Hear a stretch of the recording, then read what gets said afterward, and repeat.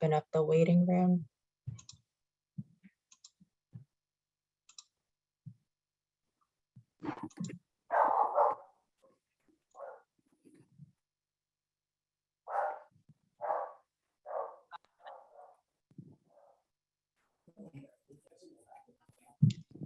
Hi folks, thanks for joining today. We will begin in a few minutes, but if you could please come on video, but keep yourself on mute, that would be greatly appreciated. And I think we could go ahead and add the poll link to the chat. This is just a short poll for folks that we will review once the full group is here.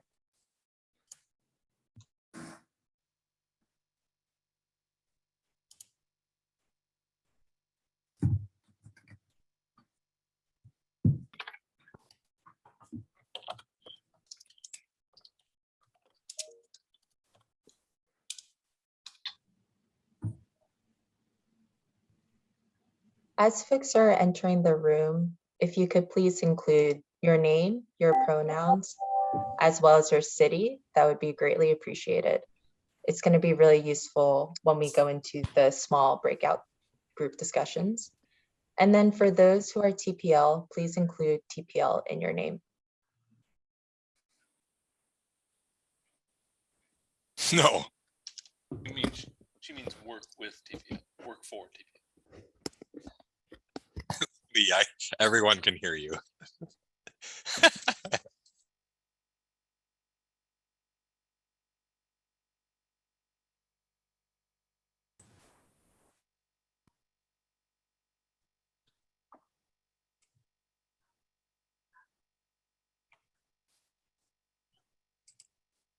We have a poll link in the chat. If folks could fill out that question as we wait for others to join, that would be great.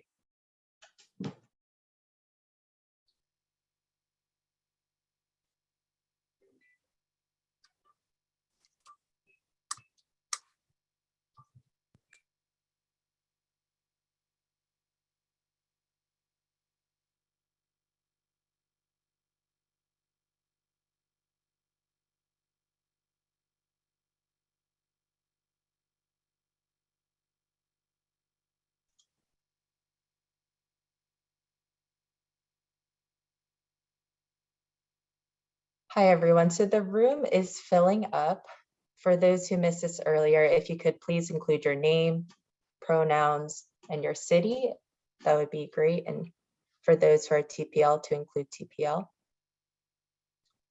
Oh, if we could add the link to the poll again in the chat, that would be great. If folks can fill out that question, I will review it momentarily. But for now, I'm going to hand it off to B. Torres to walk us through the Zoom interpretation. Thank you, Christina. Good afternoon, everybody. My name is B. Torres, and I am here with the Community Language Cooperative to be your interpreter. I want to thank you all for your commitment to language justice. Language justice means that we all have the right to speak and be heard in the language of our heart. Once I finish speaking, we will turn on the interpretation function, and at that time, you will see a globe icon at the bottom of your screen. Please click on that icon and select either English or Spanish to be able to participate in the language of your heart. If you are completely bilingual in English and Spanish, you do not need to select a language. I ask that you please speak at a conversational pace so that I'm able to provide an accurate rendition of your message. Should you have any issues with the interpretation function, please don't hesitate to write in the chat, and we will do our best to assist you and troubleshoot as we go through the meeting. Hola, buenas tardes, yo soy Vic Torres y yo estoy aquí con la Cooperativa Comunitaria del Lenguaje. Y les quiero agradecer a ustedes su compromiso a la justicia del lenguaje. La justicia del lenguaje significa que todas tenemos el derecho de hablar y ser escuchadas en el idioma de nuestro corazón. Entonces, hoy estaré brindando interpretación simultánea en inglés y en español. Cuando termine de hablar, vamos a activar la función de interpretación de Zoom y en ese momento usted va a ver un icono de globo terráqueo en la parte inferior de su pantalla de Zoom. Favor de hacer clic en ese icono y seleccione a español o inglés como su idioma de corazón. Si usted es completamente bilingüe en ambos idiomas, no es necesario escoger un idioma. Les recuerdo que por favor hablen a un ritmo de conversación para poder brindar una interpretación precisa de su mensaje. Si tiene cualquier problema con la función de interpretación, por favor escriban en el chat y haremos todo lo posible para arreglar el asunto. Muchas gracias. Ya podemos comenzar. Thank you very much. Malik, we can go ahead and turn on that interpretation function.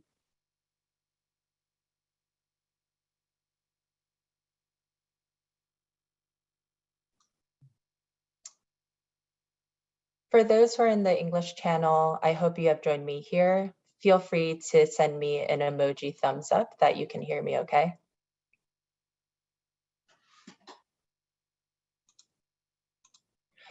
Wonderful. Thank you, B, again for queuing us up and sharing your work. I will go ahead and kick off our session.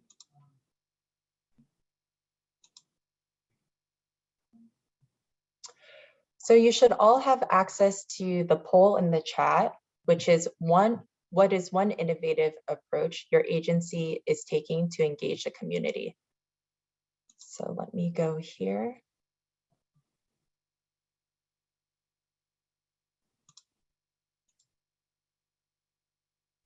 Hosting smaller community events in neighborhood parks, creating a park ambassadors program, creating a youth council and working with friends with groups, using arts, data collection, and DIY meetings, having a staff liaison for established neighborhood meetings, on the table talks citywide to engage in many city issues with multiple community members, in-person intercept surveys, robust usage counts of 40 years of data, office hours in recreation centers, currently using hybrid charrette process. We are creating community advisory groups that guide projects that include a stipend when possible, telephonic interpretation, staff attending the Latino Center of Iowa and getting to know the community.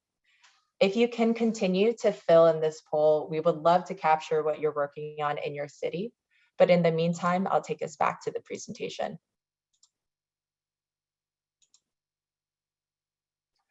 We can go ahead and dive into the topic for today, which is centering community in parks decision-making.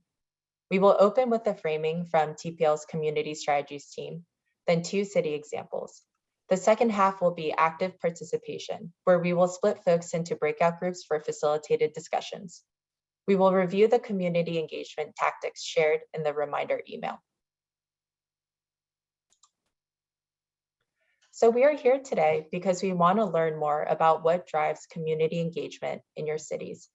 Whether your work is in a dense city or sprawling region, we all believe here that access to the outdoors, recreation, and public spaces is essential to well-being, especially community cohesion.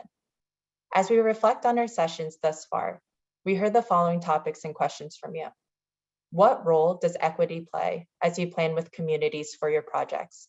As well as how do you center community to prioritize projects and improve equitable park access? So for today's session, we will first hear from Geneva Vest from TPL Community Strategies to demonstrate how parks can bring communities together and build democracy.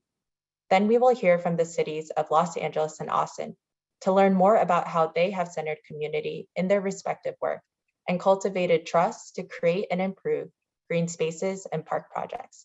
Geneva, thank you for joining us today, and you can feel free to start sharing your screen.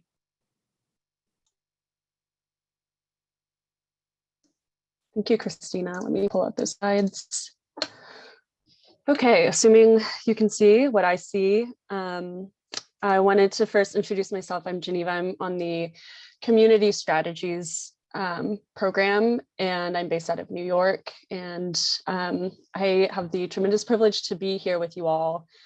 And I wanted to start with an observation that I had recently that I've noticed a lot of politicians and leaders asking me to have hope, to maintain hope. And I'm I think a few of you might have a similar reaction to this, that I kind of roll my eyes, like, really my hope is going to change, reverse climate change or defeat the Russian military.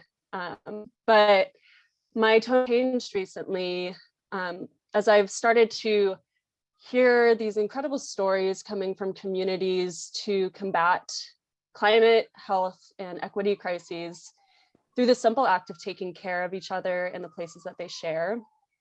These are stories that you'll get to hear today, and speaks, and also stories that you're going to share with each other. And I'm really excited for that. But you know, it's not just stories. TPL is currently working on building an evidence base that parks are a proven container for building community and democracy. And that key to that process is community engagement, to sort of unlock the building of public spaces and nurture lasting community relationships, identity, and power, which you'll see up here. And I know this slide is wordy, you're not supposed to read all of it, but the point is that there's quite a few outcomes that come from community-based parks engagement. Things like greater trust between diverse groups, greater sense of safety, improved civic participation. These are all things that we see in our communities and believe in, but it's also in the literature. And we also have come to see that we're not just leaving communities with a better park system, we're leaving them with the confidence and the know-how to continue advocating for themselves. And I think the stories that you're going to hear today from our speakers are excellent demonstrations of that. So I wanted to turn it back over to Christina to introduce these speakers, but I also wanted to share that another reason I have hope these days is that everyone here is showing up to learn more about how they can support their communities. And that is just incredible to me. And it's an honor to be here. Great, thank you so much, Geneva. I'm actually going to switch the speaker order because we're having some audio issues. So Jody and Christy, if you can be prepared to share next, that would be great. So for our next speakers, we have Jody J, the Aquatic Division Manager for Austin Parks and Rec, and key community partner, Chrissy Marty, the Associate Artistic Director and Community Collaborations Director of Forklift Danceworks. They will share how in their context, storytelling cultivated transparency, trust, and celebrated local community histories. Chrissy, I hand it over to you.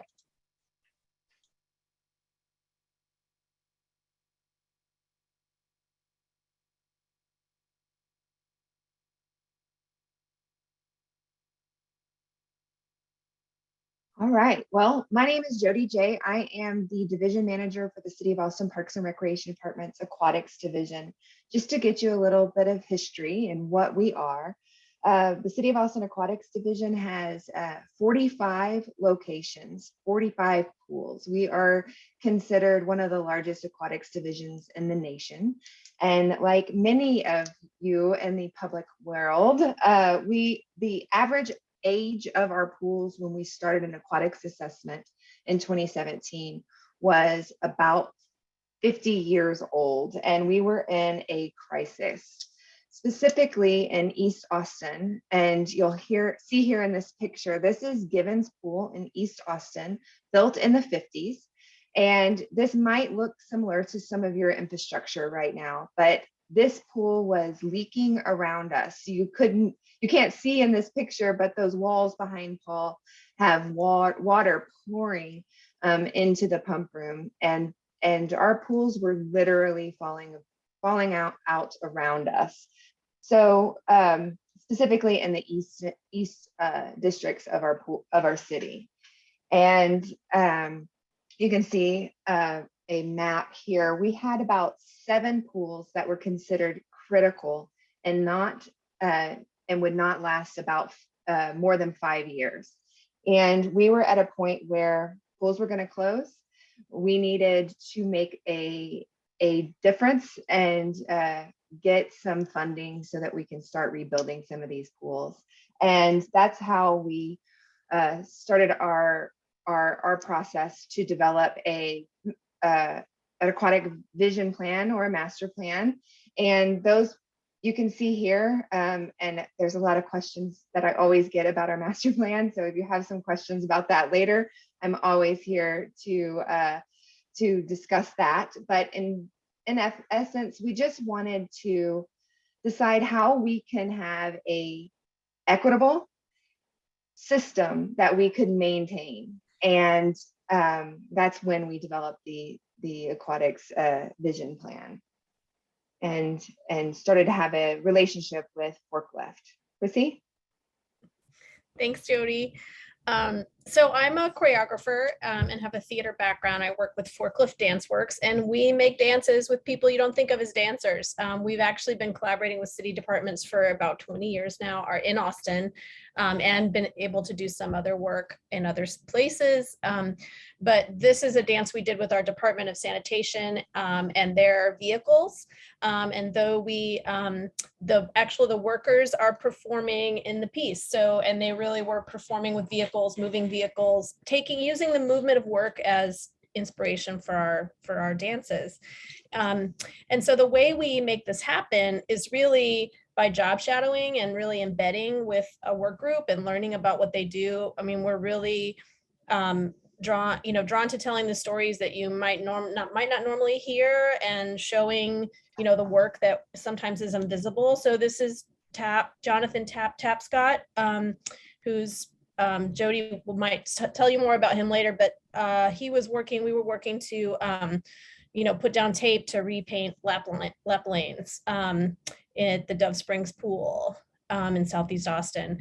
And so after all that job shadowing, we really collaborate, with the workers to create a dance. This is with our electrical utility in Austin, with Austin Energy, where we had a 30-piece string orchestra that played live while this, you can see these synchronized bucket trucks moving and working together with their groundsmen on the ground too. So we like to call it a large civic spectacle as a way to activate communities in a collaborative, creative process. We began working with Parks and Rec at Downs Field, and this is Coach Alvin Moore, who had a 50-year history with that field, and he was was the coach for the Houston Tillotson Rams baseball team, the HBCU in Austin, the oldest university in Austin. And he really also took care of the field. He planted the grass, he mowed the grass, he drugged the field. So we told some of that historical story, and also worked with Parks and Recreation when the Urban Forestry Program. This is Ray Cook watering a tree that we planted as part of the performance. You can see the audience on the ground around him, but really started with those projects thinking about who is using parks, not only who's working at parks and who's maintaining parks, but who's using them, and who's in this public space, who is the community there. And so that really took us at the end of Trees of Go Valley. The director of Parks and Rec at the time came up and said, will you please do pools next? And we thought, sure, pools would be fun. Yeah, great. People, water, great. And so Jody found out after she was on the job for 3 weeks, you found out that we were you would be doing a show or 3 shows. 3 years of dancing. Yes, we did three summers of dances at different pools, usually averaging about a 500 to 1,000 person audience. So here they are with their feet. It was fun to tell people to come to a show in their flip-flops and their swimsuits. And this first pool that you just saw was a new pool because the old pool in that place had failed. And so we really got to tell the story of the infrastructure crisis that y'all were facing. And these are 3 of the pool mechanics, and they, as part of the show, we played an interview with them, some audio of them talking about when that pool failed, like they were there when they had to call it closed, when the walls really started, cement started falling from the ceiling in the pump room. So it really got that story across. Yeah, and hey, Chrissy, that picture in the middle is Tap that we talked about just a minute ago. Tap has been with the department for 30 years, and it's a super secret that he's not going to be with us this summer. So he's going off into the sunset to use his city retirement. But in that performance, he talks about how the pool is and the pump is the heart of a pool, and the community is also the heart of the pool. And it really was really touching for the community, understanding how much the pool was alive to the community. And this is Paul and Juan, who, and just want to say, Paul and Juan were 3 of, I don't even know if you had 8 mechanics that summer, it might have been 6, servicing all 48 pools that were operating, 8 a.m. to 8 p.m. Every day. So one of the ways they were maintaining pools, one of the ways they still do is they will, when the pool is full, they'll scuba dive for links to find leaks in the pool. This is our second summer at, this was a performance we called Nadamos Dove Springs in the Dove Springs community. And it was a community that really told the story of what happens at the pool, swim teams, swim lessons, who's using it. Like, it really focused more into this community experience, largely because this community really had to fight for the resources. In the 90s, there was a lot of violence and gang violence in their park, and they really fought to get a rec center built. And it's an area of town that's historically not gotten services from the city. So they really fought for a rec center and a pool. And this pool was built in the 90s. So it's one of the newest pools in the systems. And we really got to focus on their community stories. So this was a section where we had a solo swimmer, member of swim team, swim to Volver, and the community, we overheard some community stories about what it took to bring people, to bring that together. Our third pool was Givens Pool, the one that Jody was talking about leaking so much. And it's really in a park that was created as part of segregation. So it's been a really important place in the Black community, has a lot of history. Actually, part of that pavilion you see back there, I think Duke Ellington and his orchestra played there. Like, it really is an amazing, rich space. And we got to tell the story of Dr. Givens, who the park is named after, who was an advocate, civil rights advocate. These are ladies. This is a mural done by Ernesto here. You see him doing some finishing touches, featured the Car Club, who's currently hanging out at the park a lot every Sundays. And the ladies at the bottom were, Ada Hardin is at the very, let's see, she's on the right, the last of her 5 sisters who's still living, who showed up at the opening day of the pool. And that was a photo they took then. So it really was a critical pool. And do you want to talk about, Jody, how this was like a little bit of a farewell, a little bit of a goodbye? Yeah, it was. It was a farewell to the pool. This pool was leaking approximately 7 million gallons of water per summer. And we talk a lot about how the first project was Bartholomew, which was a good story. It was good news. And as the projects, started to evolve and the years evolved, I started to become more comfortable about, giving all the dirty knowledge and information and the stuff that we keep close to our hearts and the public doesn't get to know. And by getting comfortable and having those conversations over the 3 years, by the time we got to Givens, I was telling Chrissy and Forklift, just tell them all, tell them everybody, everything. They trust us, they're ready to hear it. And it really was what I start talking as a perfect storm. We had the 3rd year of our dress dances. We were finishing the vision plan for the department, and we were also in a bond cycle. And so, you want to go ahead with this, Chrissy? Yeah, and then I'll skip ahead really quick, but this is another work by another artist. As a white-led organization, we really wanted to also involve artists of color to offer a different perspective on the community as well in the space. So this is Cindy Elizabeth, you see in the center on the microphone, where she had gotten some community members to come back to the park to share some stories. She has a video project. Cindy Elizabeth and her project was Allegiance. And by, putting people's portraits up on flags, it was really like staking claim in this fast gentrifying area as well, to celebrate. All of these projects were really about, celebrating the pool as Black space and really looking forward to the future. So part of that future, this is just we had outcomes, we had kind of amazing outcomes that we tracked, with specific people across the aquatics department in the neighborhood and community. But I think if you look down to the municipal ones, those will be the most interesting. So for y'all, and kind of amazing, still amazing for us too, that there was a $40 million bond package that got passed, and then additional money for maintenance, that basically y'all didn't really have a maintenance budget. And then here was some of the audience response that basically people began to understand the importance of maintenance and be grateful. And then just some quotes, again, about gratitude and the importance of pools and the role of city work.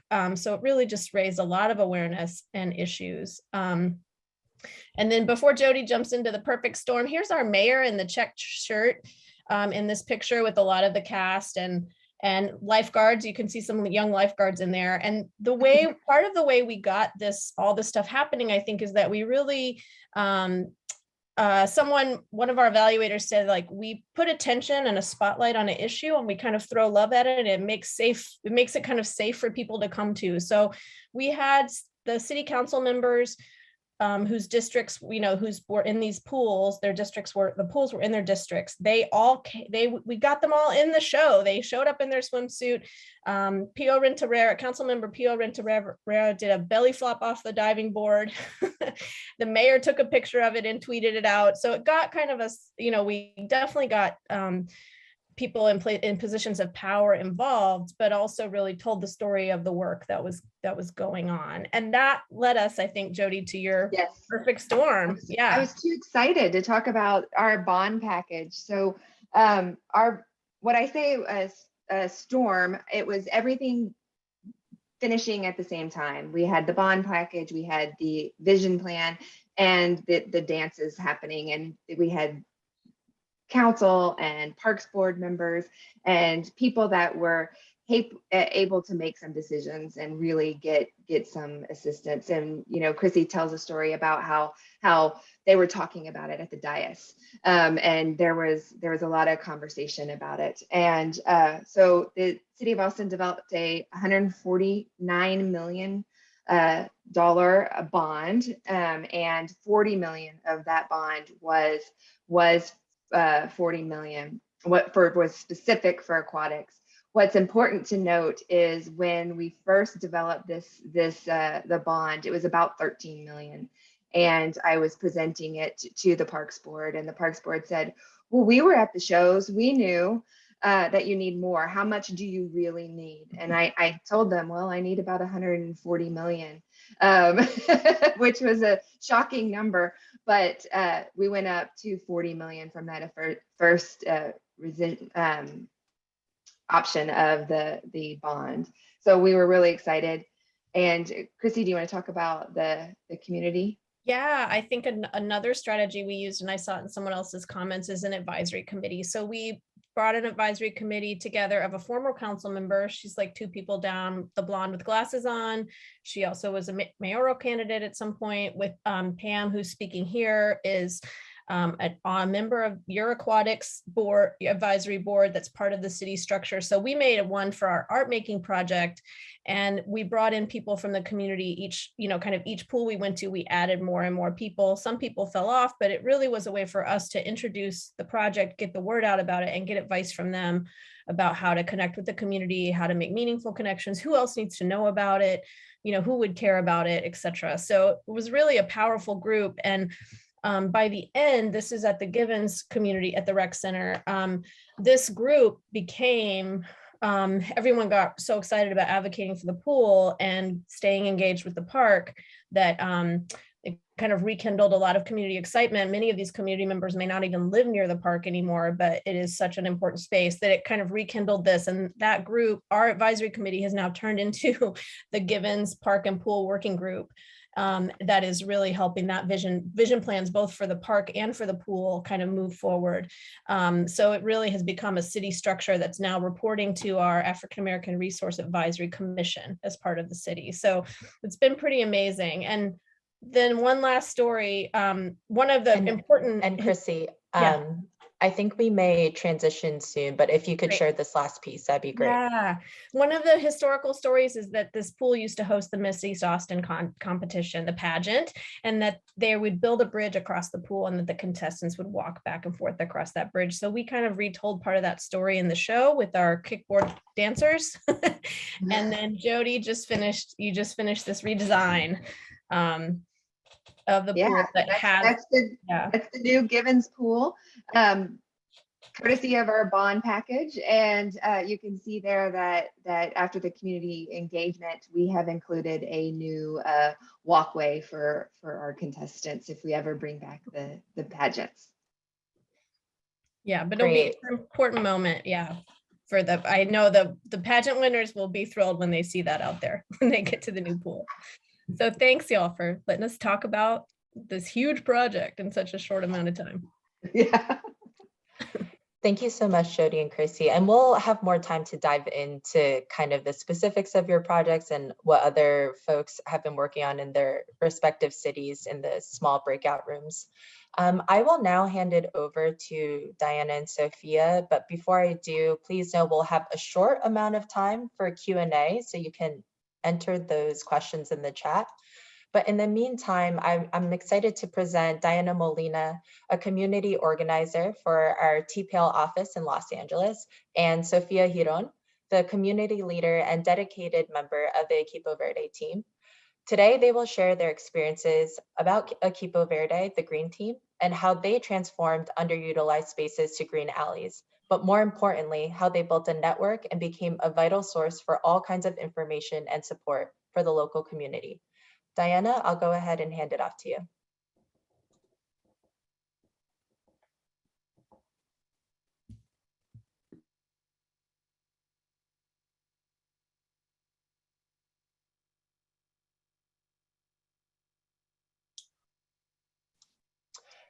Diana, I don't hear sound on my end.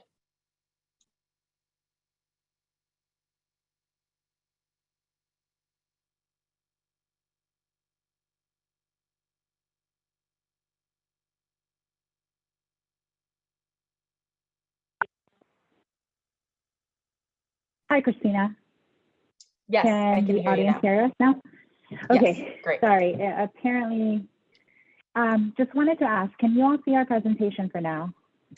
Yes, Is it I in can see it presentation well. mode? Yep. Perfect. Mhm. Thank you so much, guys. I apologize. Technical issues. 2 years into the pandemic, I still can't figure it out. But Diana Molina, community organizer with the Trust for Public Land.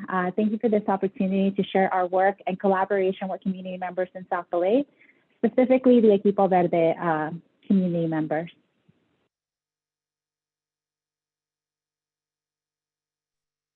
Muy buenos días, mi nombre es Sofía Girón, miembro del Equipo Verde desde el 2012, cuando el grupo fue creado en el sur de Los Ángeles. Les doy las gracias por la oportunidad de llevar este bonito proyecto que son los callejones verdes de Avalon a la comunidad.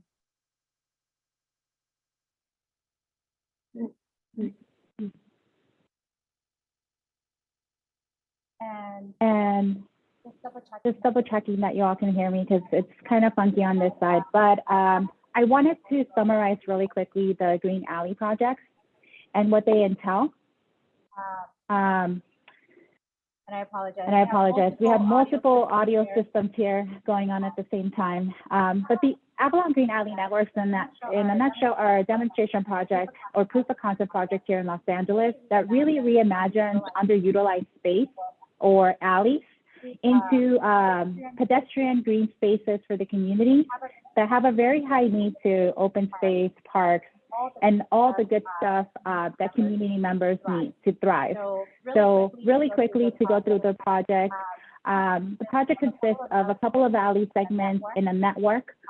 The orange ones have the stormwater infrastructure that allows the alleys to capture stormwater and clean it and then infiltrate it into the natural aquifer that is in that community. And then the yellow ones are actually don't have the stormwater infrastructure, but they do have the ability of creating safer spaces for the community through community art, trees, lighting, and other aspects that just make these safer pedestrian pathways for communities. And then throughout the network, we do sprinkle some trees just to multiply the amount of benefits that these projects bring to the community.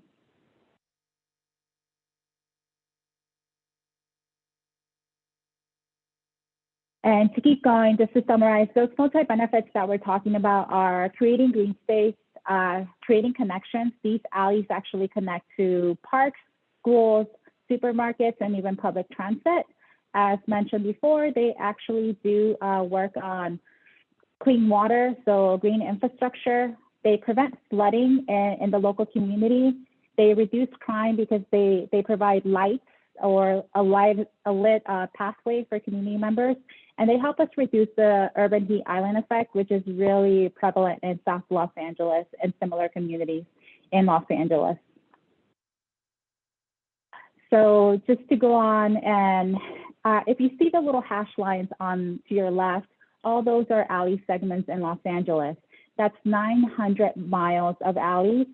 300 miles of them are alone just in South LA.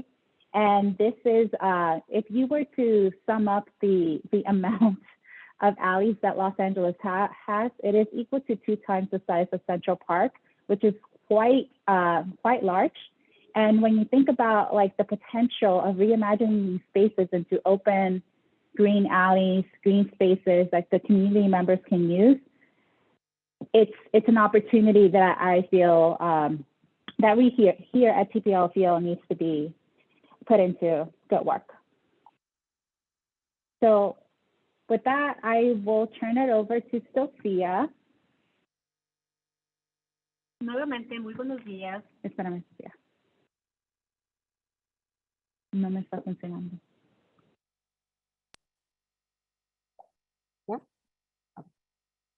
Nuevamente, muy buenos días. Mi nombre es Sofía Girón. Soy una de las integrantes del equipo verde que por última de décadas he colaborado con la organización Trust for Public Land, el Departamento de Saneación, electos del Distrito 9 y miembros de la comunidad en este proyecto. Lo que compartió Dayana anteriormente es verdad. Estas fotos de la pantalla les da un ejemplo de cómo estaban los callejones de Avalon antes de la transformación a través del proyecto de redes de callejones verdes de Avalon. Y como muchos de los callejones en mi comunidad todavía están así. Como pueden ver, había basura, el agua estancada, y esto nos preocupa. Aparte, nuestra comunidad es muy caliente durante los veranos. No hay suficientes espacios verdes o parques y faltan muchos recursos para mantener un callejón limpio y más seguro. Una de las estrategias que dio frutos fue el alcance a la comunidad. El alcance desde el empezar, muy frecuente y en todos los aspectos del proyecto. Los representantes de TPL empezaron a reunirse con el grupo de padres en la primaria Main Street, donde mi hija Bianca, entonces estudiante, el grupo de los padres de Main Street, de hecho, ya tenía experiencia trabajando con otra organización llamada Three People. TPL se reunió con nosotros donde ya estábamos en los mismos callejones donde se llevaría a cabo el proyecto y también en lugares muy cercanos, y estos.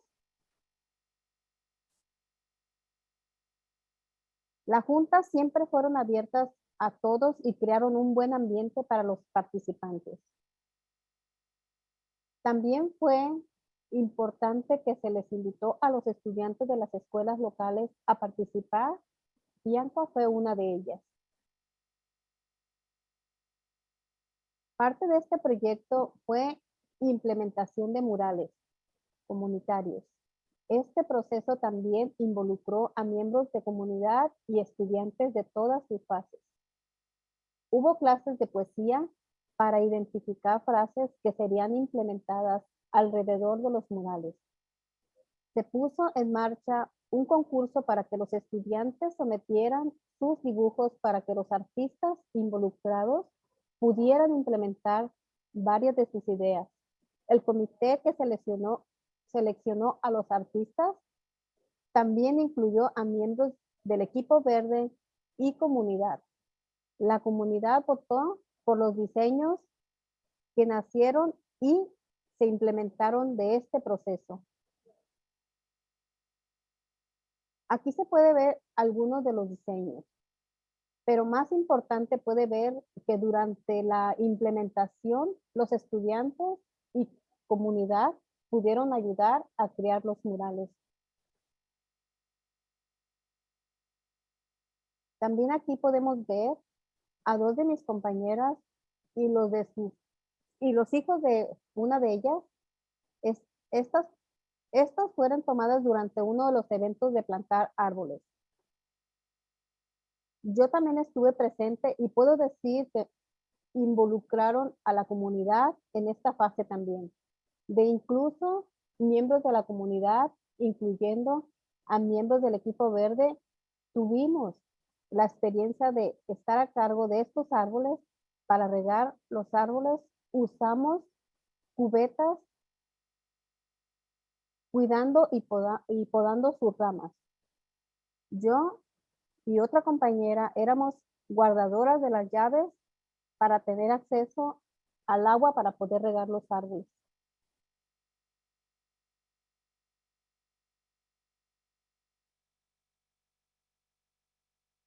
So just why the green alleys? And one of the things that we found out throughout this project is that they just brought vast community benefits to the community, not only through green infrastructure, but the most important aspect of it was the community involvement and how this actually shaped many of the concepts that were integrated into the space, the design elements that were integrated into the space, such as fruit trees, and the way that to your left, you can actually see what we call the pedestrian plaza. And this is actually quite important because without the support of the community and their vision, this would not be possible. Many of the Equipo Verde members and strong supporters in the community who wanted this project in their community had to go and provide public comment at City Hall in order for a motion to be put in place for this to happen. And that is quite impactful. As you guys may know, in many projects, whether it's a park project or any sort of a community development that's taking place, sometimes the community members are not as engaged, and therefore sometimes the space are not as utilized. But what we've done through this process is that the space was created with intentionality, with the collaboration of the community.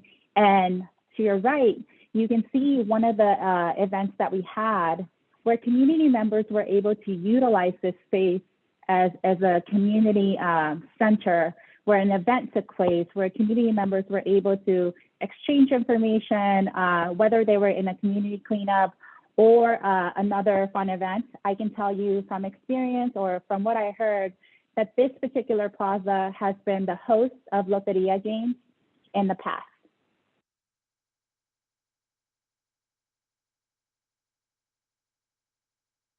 Just to keep going. So one of the key aspects as we collaborated with the community was that the project evolved. I think that it doesn't go without much saying, but when you come to the community and you say, we're gonna build a park, like everybody's super excited, but sometimes a green alley, it takes a little bit more effort because people are used to like parks, but not necessarily the greening of an alley. But once you engage them in conversation, they're really excited. But one of the things that we really learned early on was that there was other issues that the community members were had on their minds. So though the Green Alleys were a great project and they were really supported, the community members voiced that they needed help with something else before we could move this project forward. And that was the main issue in the community at the time, was the fact that there wasn't enough services or resources to have a clean community. So with their collaboration and with TPL support and local elected supports, we were able to establish reoccurring meetings throughout the year where the Equipo Verde and community members at large were invited to participate in these cleanups. And it proved to be quite successful. And you can see some images of some of the Equipo Verde members who are currently, who were engaging in that particular cleanup. And then one of the things that I really want to say is that in the years since the Equipo Verde has been present in the community, they become famous. It is often now, I sometimes have to fight for their attention or time because they are so engaged in other aspects of the community, not only when it comes to park space, open space, but just the overall health and vitality of the community. So I wanted to make sure that we got that picture, and the shirts are actually quite coveted in the community. And here I wanted to show 2 examples of how the Green Alleys have been used or are currently used still today. To the left, you can see Freddie, one of our Equipo Verde members who is now in Idaho, but still keeps touch with us, teaching one of his youngest sons how to use their scooter at the Avalon Green Alley.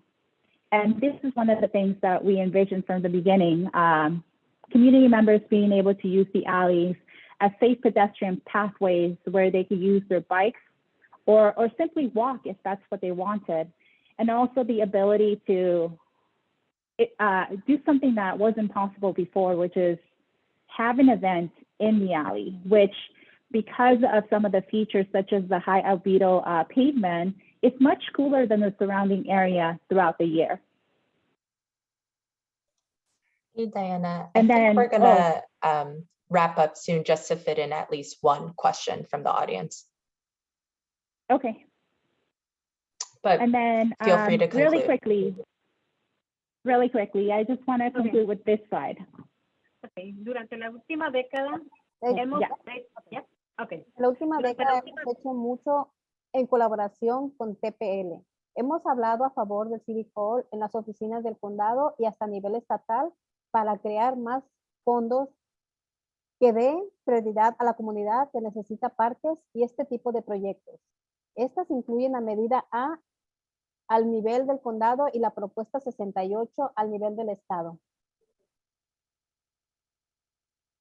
And just to really wrap it up, this is one of my favorite pictures of the Equipo Verde. This was surely taken after them, as well as a coalition that we belong to or are part of called the Park Equity Alliance, got together and at the county level was able to advocate for Measure A and really the prioritizing, that communities that are very high need and in need of park space were able to get priority for this funding. So, and then to be honest, it's just like you look at this picture and you see confident women, recognize community leaders and warriors of their community, and I want to be just like them. And thank you so much for your time. Great, thank you so much. Malik, I think we will spotlight Geneva, Chrissy, and Jody, and we'll just take one question. We have 3 minutes to do that, if that's okay. I hand it to you, Geneva. Thank you. What an amazing group of powerful women on here. It is such an honor. I am just going to try and compile some of the questions we've gotten into one, which is for both in LA and Austin. What was the reception y'all had from the city and different stakeholders when you were pushing to do deeper community engagement like this? Jody, do you want to talk about your initial response? Well, And I'll I also mean, ask that we try and keep it for each, under 2 minutes, please. Yeah. Well, my first response was, I'm not getting in front of 500 people a night with a swimsuit, right? And how am I supposed to get people? How am I supposed to get lifeguards to dance? And I just, that was Chrissy's job, and I'll let you tell your part. Yeah, I think one of the ways we build kind of a critical mass around a project is starting to ask questions that really show that we care, that we're interested, and that deeper engagement. I think once city staff and other stakeholders see that we are really interested in what are their issues and how can we communicate that. One of our favorite questions is, what do you want people to know about your work or this part of your job or whatever? And that really, I think, really starts to build, and we kind of tell those stories to other people, and more people are interested and responsive. And that's kind of how we build that kind of critical mass around our big projects. Yeah. Thank you so much. And then for Sophia and Diana, could you specifically speak to maybe some pushback you received from people that had this sort of decision-making power? To be honest, I don't think we had a lot of pushback. And the reason I say that is because the strategy that was used again was to really, really engage the community from the beginning, build the relationship with the community. So I can honestly say that the council member's office is excited that we are expanding the project, and we'll be building out another network, 2 more networks of green alleys a mile away from the Avalon Green Alley Network. And actually it's closer to his office. And he's just excited about the idea of growing the Equipo Verde, because I think, as I mentioned in the presentation, they are not just allies for parks and green alleys, but they're allies for the community. And one of the things that I've noticed is that the local elected official, Current Price, is really grateful that there's this like power of community, or this force of community members that want to participate in projects. So they're often sought for input. So I don't, and I will let Sophia chime in, but that is my take. Sí, es verdad lo que dice Diana. Siempre ha habido mucha participación de la comunidad, siempre ha habido apoyo y siempre nos gusta colaborar. Queremos ver un cambio en nuestra comunidad y por eso es también la colaboración y participación que nosotros hacemos.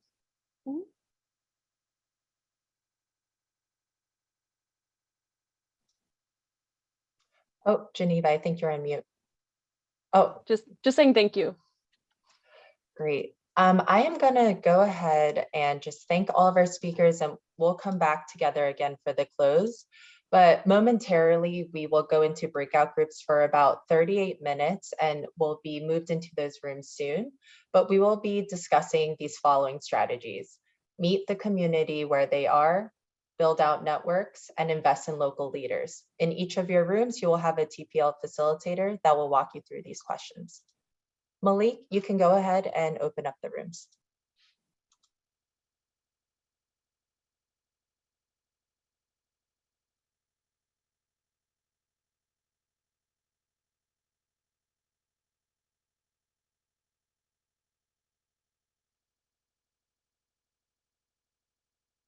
Hi. Hola, Daniela. Hola, hola. Who else is here? I don't know why I have to be so big. Let's see if I can stop being. Yeah.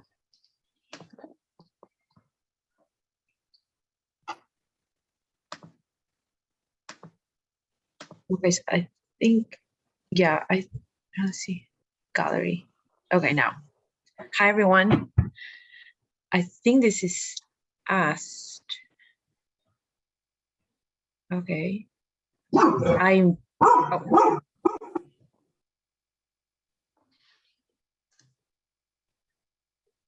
I'm sorry about that. That was a technical dog problem. I'm really happy to be here. We're going to have to adjust a little bit of our time. Well, my name is Anila Peterson. I'm with the Trust for Public Land. I'm based in Chattanooga, and I'm very happy to be here. One of the reasons that I'm here is because I'm bilingual. But we are going to the session is going to be in English, but feel free to to kind of, I love the way that they kind of refer the language of your heart. So every languages are welcome. The way that we're gonna use our time, it's we want to hear from you what actually was, what made you think when you were hearing these incredible examples of people leading in their own communities. So the way that we're gonna do it, we're gonna use a Jamboard. If you're not familiar, this is very easy. I loved it. My coworker Geneva here was the one that introduced me to this. So I'm gonna drop a link on a chat box. You're gonna click on it, and it's kind of like doing, you know, the post-it, but on the screen. And I'm gonna walk you through these two. So, and feel free to have, you have questions. Working with my computer too, with two computers, all the difficulties now. Okay, so now I'm gonna share my screen. Let's see. And we want you to think about successes or ideas that have worked in your community through, or not like an idea and a specific, that you can identify three things, like a success, a challenge, and how that change or identify a city practice that was like probably a challenge most of the time, or actually it helped to your idea or project. And the way that you do this, you select here. Are you familiar with Jamboard? Do I need to go through how to use it, or are you okay? Sorry, can you just give a quick recap? Okay. Yeah, I agree. Yeah. So what we're doing now, it's actually like a start point. I'm not trying to be rude, not asking your names, but when we kind of like debrief this, we're gonna introduce ourselves. So that's one point that I didn't say before.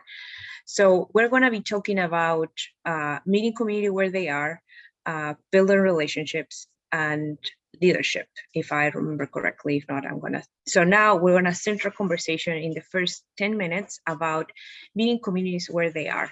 And I think we have really good two exceptional examples.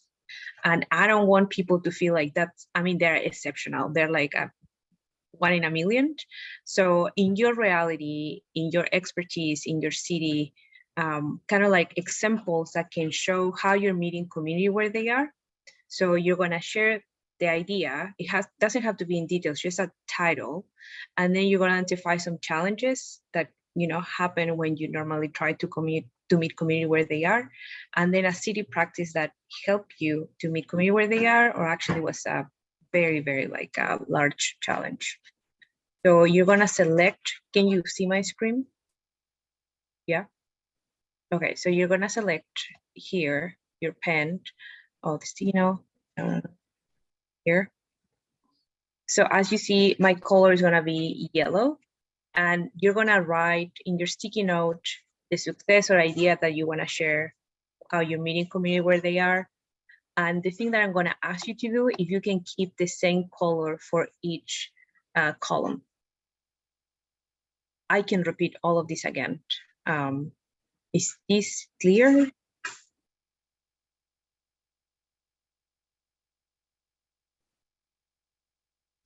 If people don't answer, I'm gonna keep repeating this.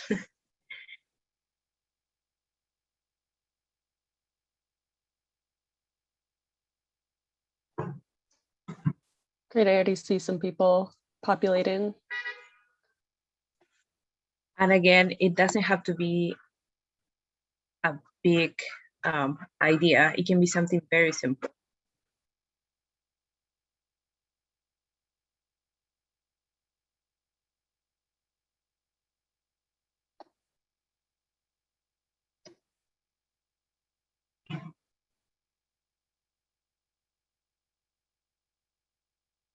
Don't worry about the format. We can figure it out.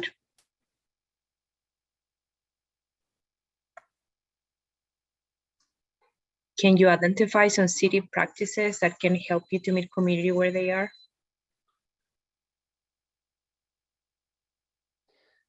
Danny, are we supposed to just write a few independently for a couple minutes? Yes. So you were, okay.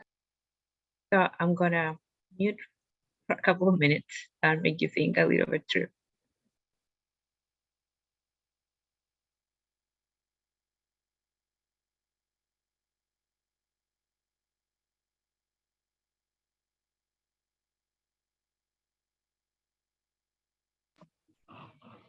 Sorry, I'm gonna jump in. I think, Danny, do you want to share like one example? We had a couple examples of meeting community where they are like, I think it would help to show like how specific we're looking. Do you want me to share that? Yeah, if you go ahead. Yeah, okay, I'm just gonna read. So one example we have from the Trust for Public Lands history is from Chattanooga. So it's about budgeting for food in your projects. That is one strategy to meet the community where they are, because no, I'm going to give a different example. I don't want to talk about Chattanooga in front of Danny because I'm going to get it wrong. But here's one from Tukwila that I know better. So we had a community artist that we were working with that we wanted help reaching the Somali and East African community in a small town called Tukwila.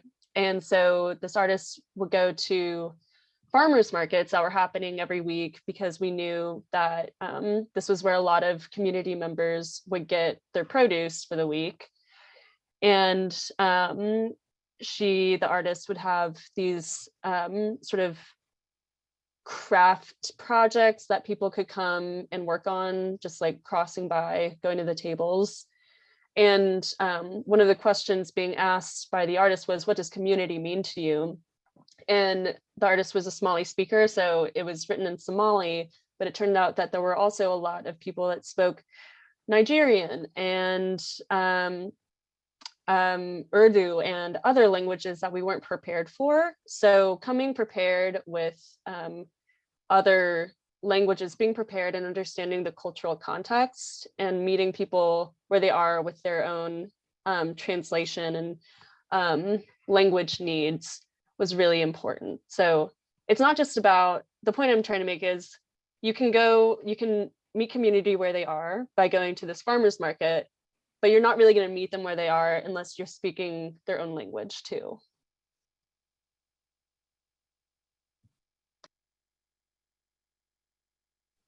Thank you, Eva, for that. I see that folks are. Okay, so now we are in the point, you want more time? You want to put more post-it notes up, or you want to talk? I'm very intrigued for some of the answers. Okay, so now what we're gonna do is if you can kind of say your name, city, and if you wanna talk a little bit about some of your answers. So I'm gonna start going up, or we can do popcorn too. But I think I'm gonna start calling up people. Nathan, can you share a little bit if you actually about yourself and what do you put in your post-it notes? Well, I had a bit of technical difficulty. Our computers are terrible, so I can't do Zoom meetings on them. So I'm working off my phone. Oh, okay. Yeah, but the post-its that I was trying to do were, we've been recently using Google Forms as a way of engaging our communities through online surveys, which has been seen some pretty good success. We got about 1,900 responses on a recent one. One of the challenges to that, though, is not everyone has computer and internet access. So we had to make the surveys available in paper form at various locations. And then, yes, of course, just getting people to attend, I guess, to be involved in them is always a challenge. Yeah, I mean, that's a great number. Do you use QR codes? How people actually are able to access the survey, or just through social media? Social media, I used to work in the news media out here, so I still have those relationships with them. And so we did a full-blown kind of media blitz on it. Just anywhere and everywhere we could post it, we would make it was basically just kind of making a shortened URL link that was go directly to the survey. That's great. Thanks for sharing. Do you want to call someone else? Want to name someone else to go next? It's not just me. Nah, go for it. I don't like throwing people under the bus. Oh, thank you. So, so someone wants to volunteer, so I'm not throwing anyone else under the bus. Hey, Danny, can you stop sharing your screen so we can see each other's faces? Oh, sorry. And Danny, I think we can go and share out if you don't have any volunteers. Yeah. There's a couple of things that I guess happen and have been happening since the beginning of the Green Alley project and specifically to the Equipo Verde, which is that we've always stopped and listened to the community and really have shifted the way that we work depending on what we hear from the community. So the most relevant or closest example that I have right now is the pandemic and how I can honestly say that for the first year of the pandemic, I don't think we moved any of our Green Alley projects forward. It was actually more as a way, how do we listen to community? How do we create a platform for resource sharing, which is what our meetings became. It was just there's vaccines here, there's food here, there's this resource here. And then, but even before that, it's just going back to some of the other needs and challenges, the digital divide that is existing in many of the communities. We also had to figure out a way of stopping and really having almost office hours for our community members to call in and get that support that they needed and having multiple avenues of communication. So it wasn't just text, phone calls, Zoom meetings. It was also creating a group, a WhatsApp group that was available for community members to take ownership of that group and also share resources. And then text communication, because we do, like many of you have identified, not everybody is on the same platform services or way of communication. And then going into the city practices, with that in mind, we had built out relationships with enough of the city elected officials as well as other departments throughout the city that we were able to secure donations of either food, masks, sanitizers, resources that the community members really needed, and then utilize that platform of the Equipo Verde and spread it out to the community. So I feel that that's one of the examples that we have, where there was a challenge, we had some ideas, initial ideas of how to communicate and continue to engage with our folks. And then the Equipo Verde specifically were more than willing to help us disperse these resources throughout the community, not only for the families, but for the whole community, because we were able to have, we have those built relationships already that allowed us to get these resources. Thanks for sharing that. And maybe we can take advantage that we have one of our presenters in the room. I don't know if you have some direct questions that can help move forward, meeting your community where they are. So if any of you have questions or comments or wonderings, it doesn't have to be even a question about what La Señora Sofia and Diana presented a few minutes ago. So if no one else will go, I'll go. Because I do kind of have a question, because I don't know if I missed this in your presentation, but so I actually did not talk about something that we're currently doing. I think I've misunderstood, because I actually gave an idea that we've just started pitching around internally. And so so my name is Charlize, I'm with Baltimore City. And one of the things that we've noticed is, so Baltimore is it's a city of just neighborhoods where everybody, they're in their silos, and there could be a rec center or a park within walking distance from a certain community, but they won't cross a certain imaginary boundary to get there.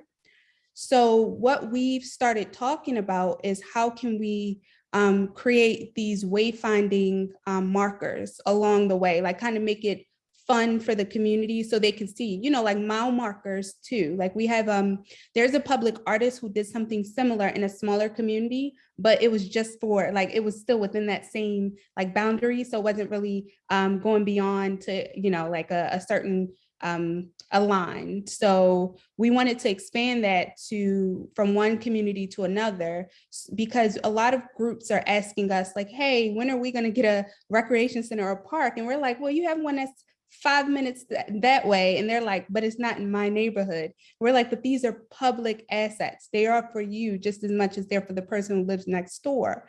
And so I say all that to say, one of the things we wanted to do with that, we wanted to kind of do the wayfinding markers. Then we wanted to do like a kind of like a parade or something with them, like get the community out and walk the path with them. And then, you know, along at those mile markers, maybe have like some resources set up, like make a day of it. And Baltimore City is big for like marching bands. So maybe get some of them out and just make like a fun day. But when I saw the green alley, we have a lot of dilapidated alleys in Baltimore. So I'm like, we could do something like that to like create those pathways to those rec centers, because there are alleyways that separate. Like it could be like somebody would walk maybe a 10-minute walk around when it's like 3 minutes to cut through an alley. But with that, our alleys are infested with, everything, right?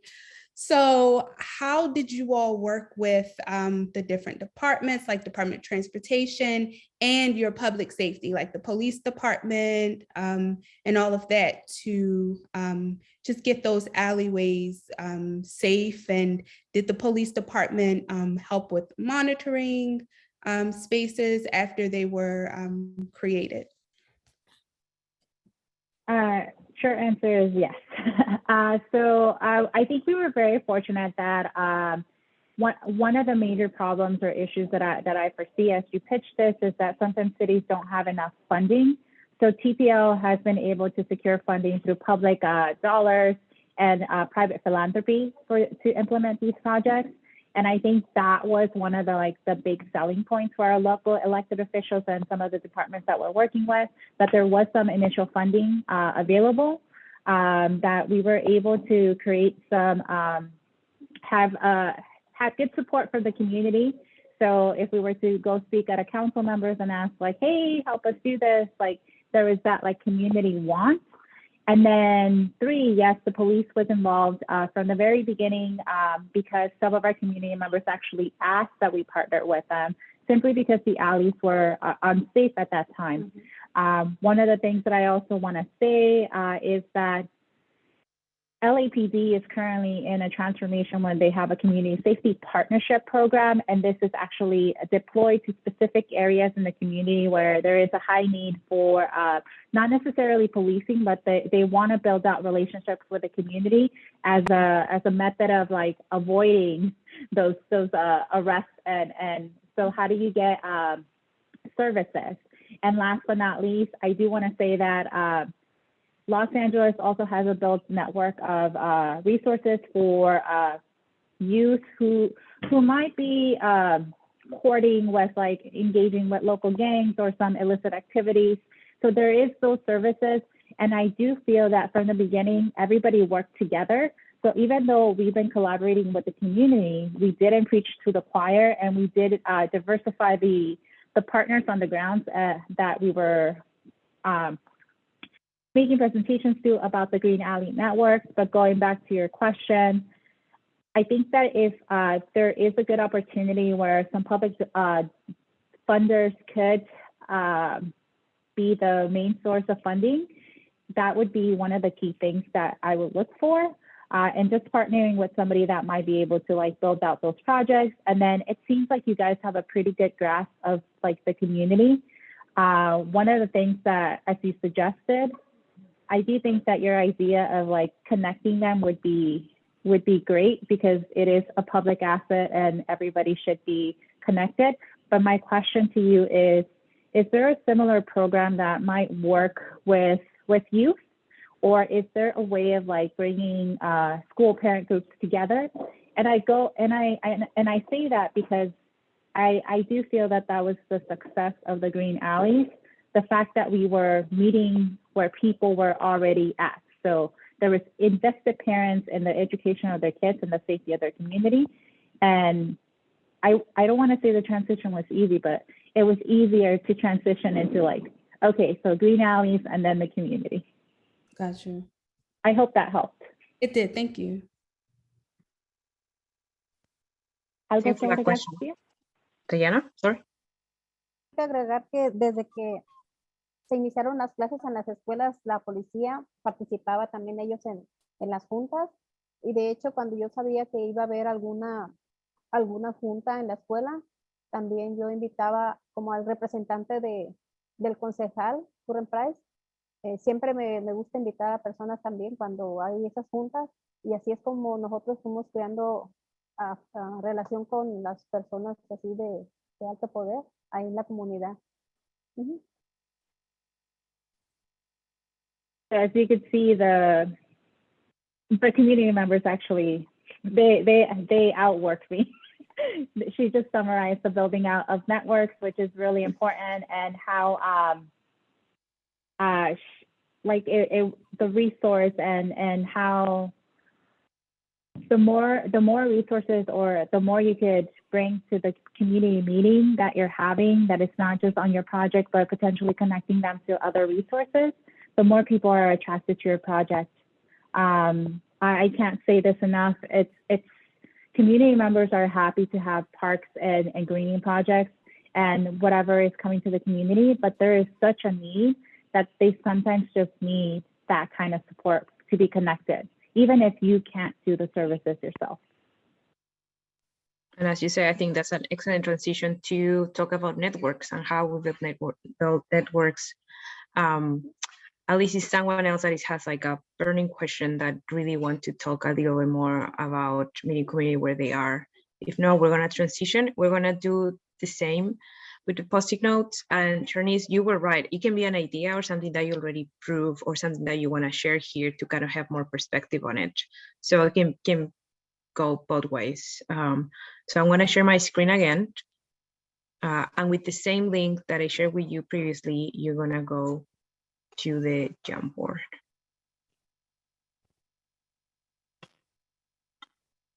So again, if you have something to share, a success idea, some networks, some challenges or needs identified, building networks, and some city practice that can support this or can be actually on the way. So I'm gonna give you a few minutes here. And if you don't see too much action, we can share some examples of how other cities are doing it. Someone has a question, comment before we jump into it?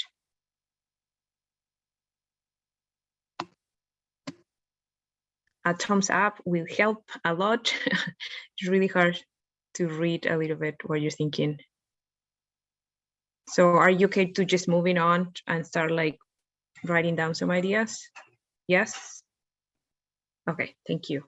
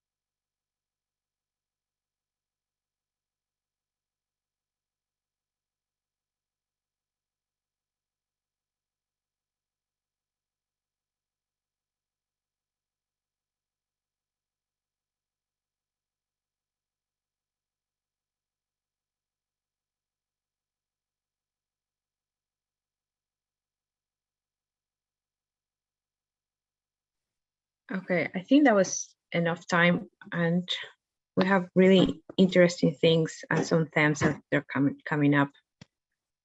I'm gonna stop sharing my screen. So maybe I'm gonna kind of give an overview of what I'm seeing here. Trust, I think, is an element that it's gonna show up in probably all the work that we do in community and how we build trust.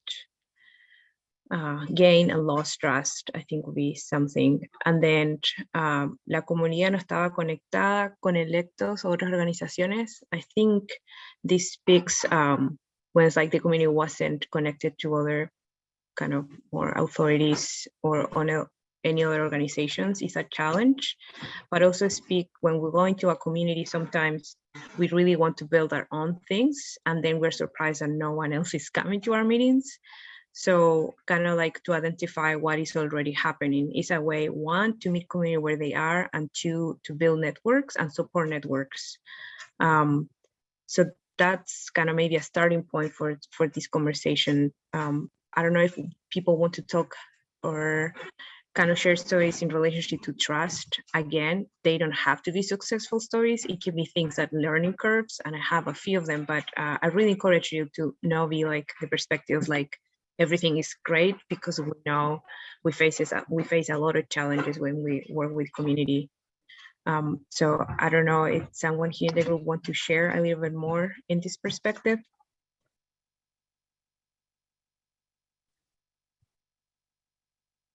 Or if someone has a challenge currently that want to share, and maybe we can brainstorm around that if they want, or sometimes you just need to like share something with people that you don't know, that can actually can be an option. Yeah, we have, I'm Rachel Coles, I'm the programming supervisor for the Providence Parks Department. And we do friends groups. We have 121 parks, and we have about 40 friends groups that oversee park activities and work in partnership with the Parks Department.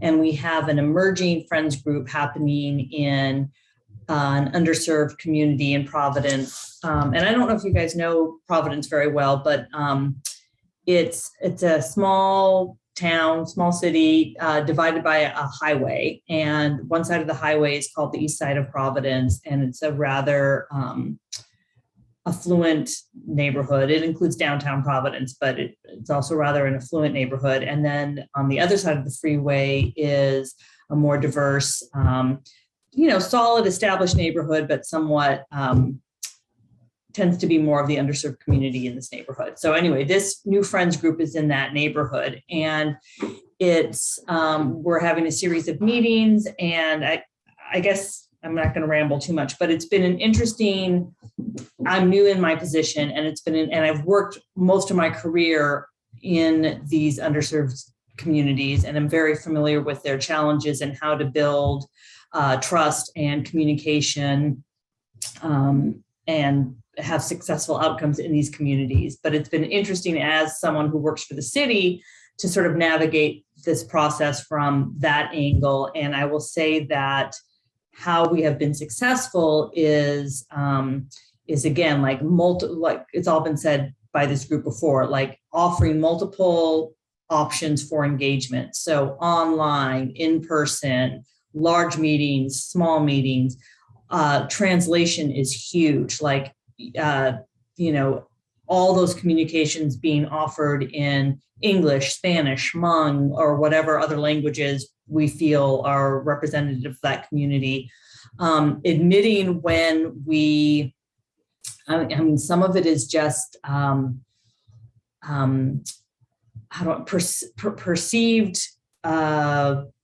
perceived misunderstandings about what we think their needs are, and admitting that there may be some unintentional biases that we're bringing to the table just by not living in this community, and just being like okay with accepting those, I don't want to say failings, but those sort of like owning those preconceived biases and admitting, I don't know how to say this, that we're just trying to we're all in this together. And even though we're all coming from different backgrounds, we all have the same intention, which is to create public space that brings a diverse community together, and the importance of beautification and programming and partnership in building strong parks, which then spread out to building stronger communities. So it's just sort of leaving your ego and your preconceived notions about what you want to see happen in this public space and being open to hearing what the community needs, and hearing maybe some of the anger and frustration, and owning it in a way. And again, just being also creative and nimble in how we communicate our plans, our programming, our intentions, and knowing and understanding that everyone hears and has access to information in a different way, and just being putting in the resources and the time to make sure that the community is able to hear and engage in what we have going on by communicating in 1,000 different ways.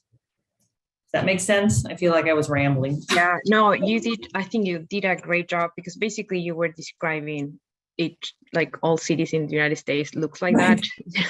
So I think what you're talking speaks to most of us. I don't know if Honolulu, if you have the same experience, how parks divide communities, and you have the highways and then segregation and all the history that like cities kind of contain itself. So I'm very curious, because it seems that you have more experience working outside to the city. Could you share, and you don't like something that really impressed you as a practice in your city that actually helped the process, that you were like kind of like, aha, it doesn't have to be again something like a policy change. It may be something very simple, but actually had like a big impact, and the opposite too. Like something that you were like, oh my God, I can't believe we're still doing this, or like this is still happening. Yeah. So if you can maybe share with us like 2 little things that for you were like an aha moment. Yeah, I will say again, I'm new in my position, but our city parks, the park superintendent is committed to every park throughout the city having the same quality equipment. So all of our fencing is the same. All of our play structures are the same. I mean, they look different design-wise, but they are made from the same materials. She's a huge proponent of environmentally sensitive materials and aesthetics. She wants parks to look beautiful. And so I think that is one way that we are executing this idea of equality, fairness, and just access to high quality materials. Is that is, probably one of her number one goals, is that no park, and we're slowly going through each park and doing, what's the word I'm looking for? Refurbishing them. But I think that just the fact that she's committed to that, like minimizing chain link fences, minimizing high fencing in parks, because in some parks, in underserved communities, like the high fencing was considered more safe, and it's not more safe. It makes people feel like they're, encapsulated in something. And so like, if we're removing fencing on the east side, we're going to remove fencing on the south side, or if we're replacing fencing, chain link fencing on the east side, we're removing the chain link fencing on the south side. And I think that is an important small thing, but an important element to our successful park initiatives. And the negative, trying to think if I've experienced something recently. I think, again, it's probably just, I think there is preconceived ideas about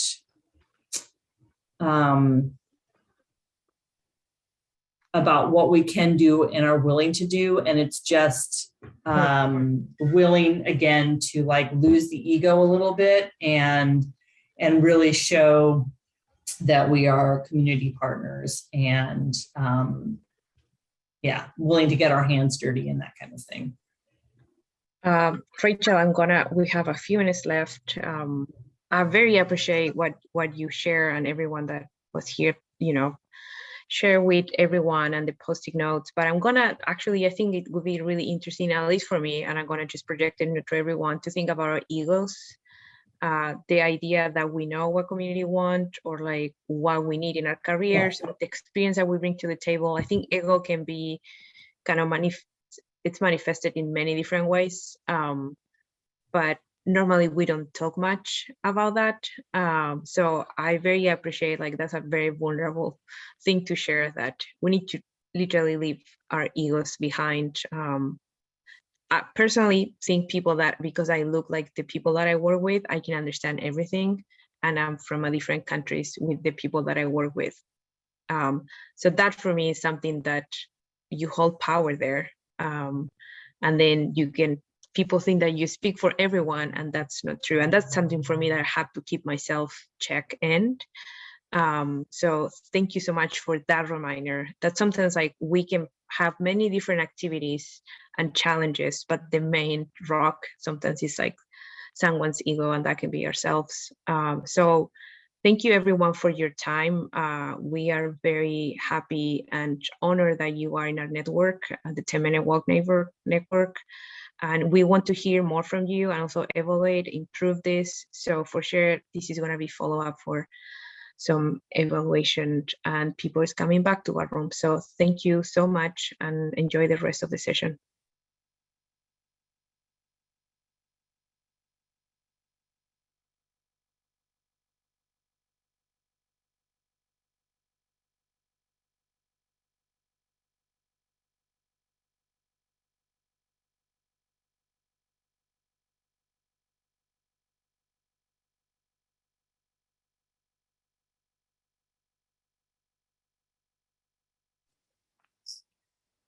Rachel, I'm going to directly quote you on that one. That was a really good. When someone high up shows vulnerability, to equalizes the playing field.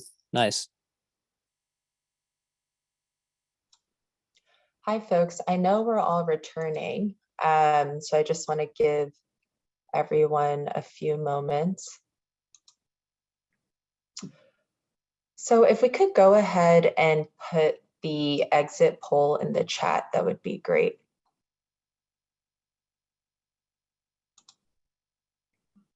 Are folks able to access that? Nope, not yet.